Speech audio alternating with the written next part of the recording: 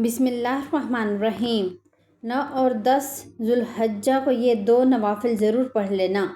یہ نفل ہر کسی کو نصیب نہیں ہوتے، اور جو بندہ سچے دل سے انہیں پڑھ لیتا ہے اللہ تعالیٰ اس سے راضی ہو جاتا ہے۔ آج کی اس اہم ویڈیو میں ہم آپ کو بتانے والے ہیں 2 بے حد خاص اور اہم نوافل جو آپ کو 9 اور 10 ذوالحجہ کو ضرور پڑھنے چاہیے۔ تو ویڈیو کو آخر تک ضرور دیکھیے، اور اگر آپ کو اس ویڈیو سے کچھ بھی سیکھنے کو ملے تو برائے کرم چینل کو سبسکرائب ضرور کریں۔ سال کی 12 مہینوں میں اللہ تعالیٰ نے کچھ دن ایسے رکھے ہیں جنہیں باقی تمام دنوں پر فضیلت عطا فرمائی، اور ذوالحجہ کے یہ 10 دن انہی مبارک دنوں میں شامل ہیں۔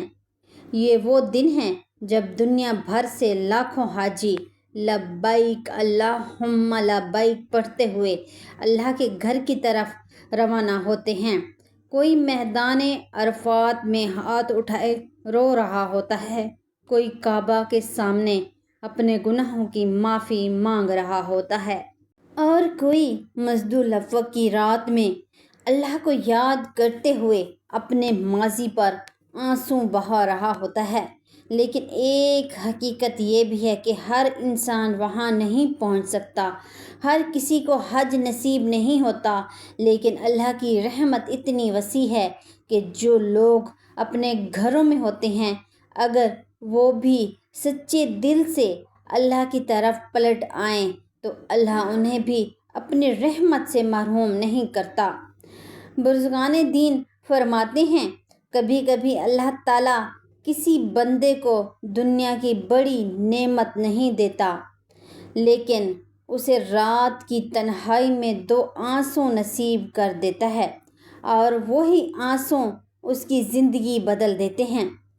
آج بہت سے لوگ پریشان ہیں، کسی کے گھر میں سکون نہیں، کوئی رزق کی تنگی سے پریشان ہے، کوئی بیماری سے، اور کوئی اپنے گناہوں کے بوجھ سے ٹوٹ چکا ہے۔ لیکن ذوالحجہ کے یہ دن امید کے دن ہیں، رحمت کے دن ہیں، معافی کے دن ہیں۔ خاص طور پر 9 ذوالحجہ یعنی یوم عرفہ، یہ وہ دن ہے جس دن اللہ تعالیٰ اپنے بندوں پر خاص رحمت فرماتا ہے۔ اس دن مانگی گئی دعا کی بڑی فضیلت بیان کی گئی ہے، اور روزہ رکھنے والے کے لیے گناہوں کی معافی کی خوشخبری دی گئی ہے۔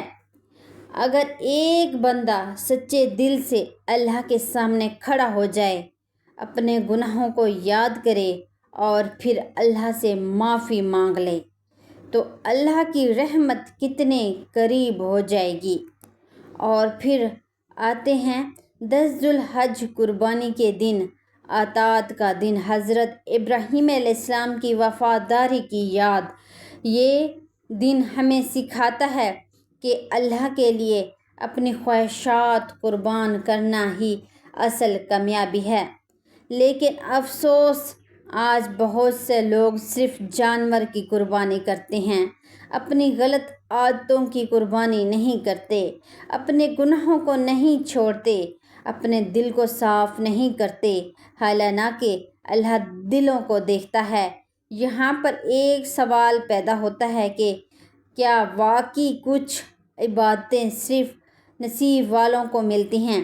تو جواب یہ ہے کہ ہاں، ہر انسان تہجد کے لیے نہیں اٹھتا، ہر انسان توبہ نہیں کرتا، ہر انسان کے دل میں عبادت کی تڑپ نہیں جل جاتی۔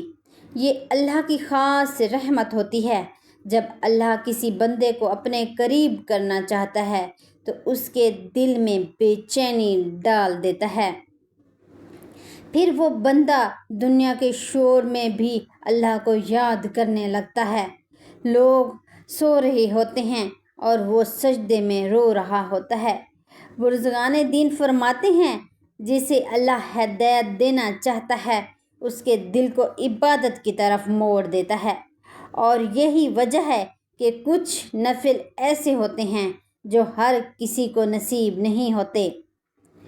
اور آج اگر آپ کے دل میں یہ بات سننے کی خواہش پیدا ہوئی ہے اگر آپ کے دل میں توبہ کا احساس پیدا ہوا ہے، اگر آپ اللہ کے قریب ہونا چاہتے ہو تو سکتا ہے یہ اللہ کی طرف سے بلوانے کا اشارہ ہو، کیونکہ اللہ جب کسی بندے سے محبت کرتا ہے تو اسے اپنے در پر آنے کی توفیق دے دیتا ہے۔ اور آپ جانتے ہیں کہ وہ 2 نوافل کون سے ہیں؟ 9 یا 10 ذو الحجہ کی رات یہ دن میں بوضو ہو کر 2 رکعت نفل توبہ کی نیت سے ادا کریں۔ اب سوال یہ ہے کہ ان نوافل کی نیت کیسے کریں؟ تو نیت دل کے پختہ ارادہ کا نام ہے۔ اگر آپ نے توبہ کی نیت سے یہ نوافل ادا کرنے ہیں، اگر آپ نے دل میں ارادہ کر لیا ہے تو کافی ہے، لیکن اگر زبان سے ادا کرنا چاہتے ہیں تو بھی کر سکتے ہیں۔ پہلی رکعت میں سورۃ الفاتحہ کے بعد کوئی بھی سورت پڑھ لیں، اور دوسری رکعت میں بھی اسی طرح کریں۔ نماز مکمل ہونے کے بعد 3 مرتبہ درود شریف پڑھیں، پھر دل سے 100 مرتبہ استغفار کریں۔ اس کے بعد اللہ سے اپنے دل کی بات کریں، اپنے گناہ یاد کریں اور رو کر دعا مانگیں۔ یہ دعا ضرور کریں: یا اللہ میرے گناہوں کو معاف فرما، میرے دل کو ہدایت دے، میرے رزق میں برکت عطا فرما، میرے گھر میں سکون عطا فرما، اور مجھے اپنا قریب بندہ بنا لے۔